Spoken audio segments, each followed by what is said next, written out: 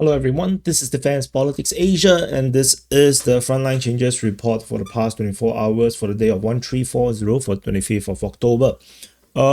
We have decent quite some interesting frontline changes. So we're going to jump into it over in the Kupyansk front. This is a very interesting one because you can see already there's a huge strategic change in this front line. Russian forces has been geolocated in Kurylivka. And so the theory that the Russians are entering into Kurylivka attacking from the east is now confirmed. With Russian forces confirmed the capture of Pischane, and they have entered into Kurylivka from Pischane direction. So this is a very, very, very significant frontline change. And you can see this is deep into Kurylivka. If you zoom in, you can see how deep this is. Very deep, very long. And so the length of this push is 5 kilometers. So this is an insane long frontline change in this sector here, and this is threatening to cut this entire salient into two as the Russians enter into this direction. And there is crossing in at Kupyansk Voslovi.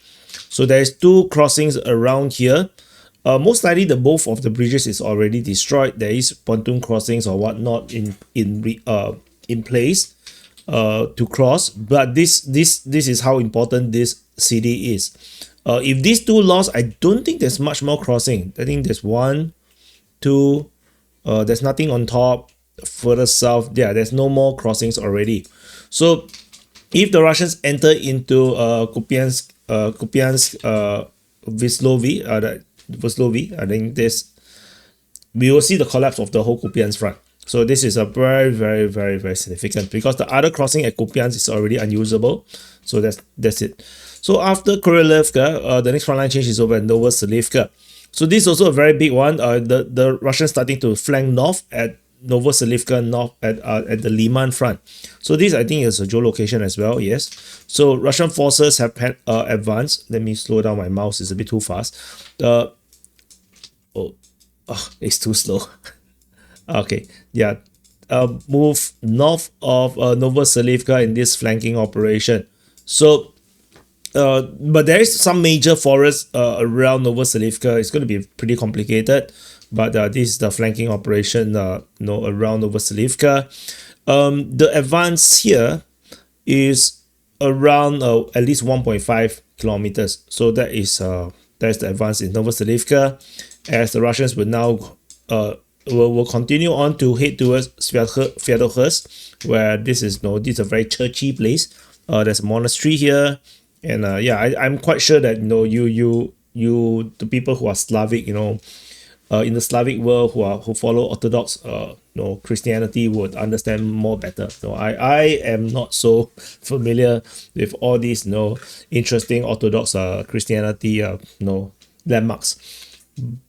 Moving on to from Novoselivka, the next frontline change is over in the Siversk front.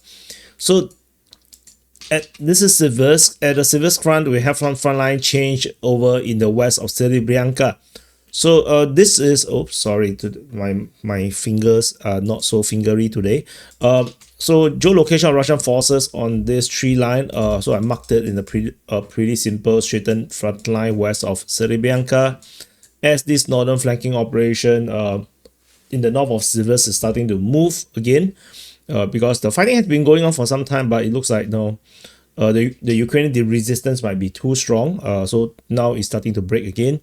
So after this is over in the south at Siversk. This one is also another geolocation in the southeast of Siversk. Siversk is over here. So geolocation of Russian forces, this tree line confirmed the Russians are starting to advance as well.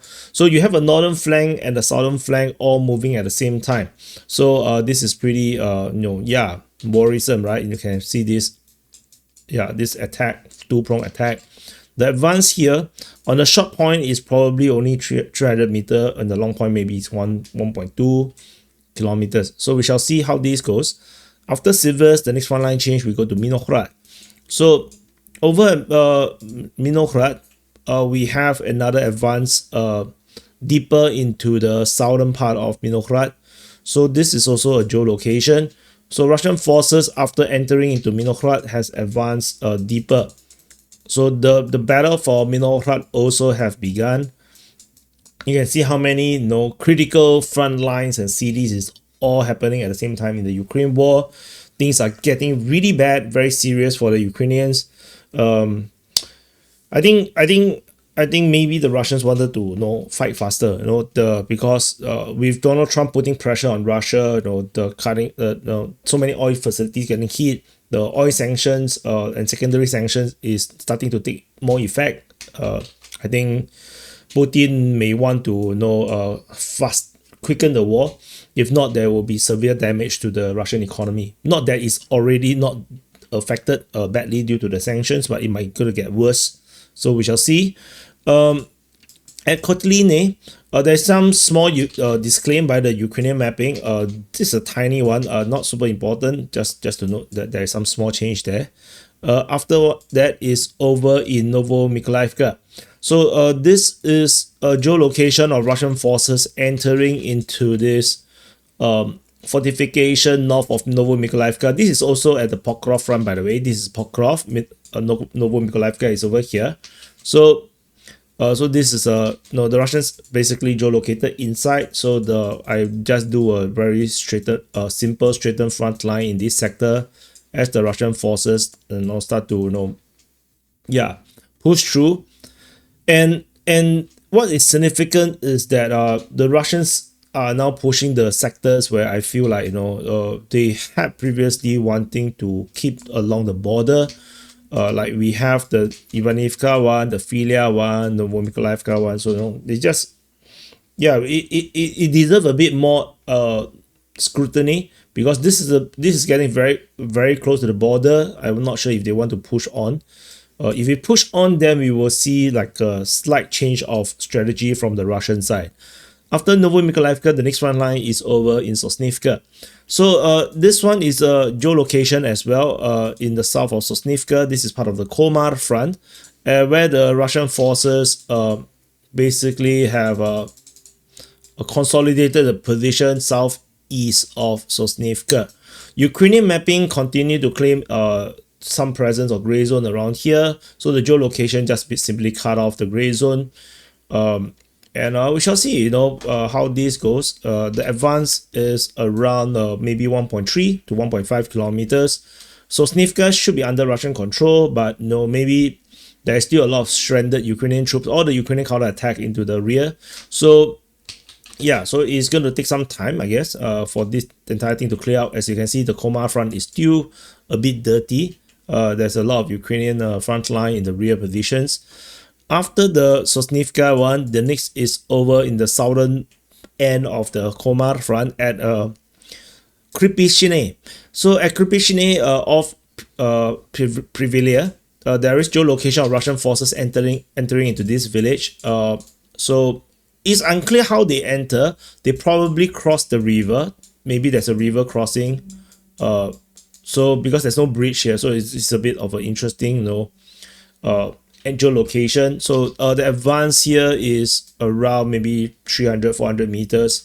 So we shall wait and see how this continue to play out, or maybe did the Russians actually cross the river from the north. It's unclear at this moment. So tentatively, I will just assume that they come from the south. After Kupyansk, the last frontline change is over in Novokhrihorevka, north of this Novokhrihorevka. So this is based on Ukrainian mapping. They have mapped that the Russian forces have taken this area here along the river as the Russians continue to make gradual push in this sector here. So yeah, so simple frontline change in this area, around 1 kilometer advance. So that's all the frontline changes in the past 24 hours. A few very significant ones, particularly around Siversk. We can see the flanking operation happening from north and the south. Particularly, this flanking operation north of Novoselivka, as well as this big frontline change entering into Kurylivka. So I'm gonna put this as the background. as we do some calculation of this total area captured by the Russian forces. The Ukrainians did not capture anything, so it's a 0. Yesterday the Russians captured 31.08, so I don't think they're going to be able to do this again. 8.41 plus 2.64 plus 2.89 plus 1.18 plus 4.04. Total area captured is 19.16 square kilometers. So it's a 20 square kilometers range advance. So it's still not shabby. 30 square kilometers is always going to be a bit difficult unless the Ukrainians defenses has like their defensive capability is severely hampered. 20 square kilometers no is the current expectation. The 30 square kilometers we are now only see if the Russians can hold it. So at this moment it's not indicative yet because we have many days of previous 30 square kilometers range. So this is 25, but it's 1 day. So we shall see whether tomorrow will be like 40 and then average out to 30. Hard to say. So anyway, happy birthday to you. If your birthday today, press the like button, subscribe, and I'll see you guys in the next update.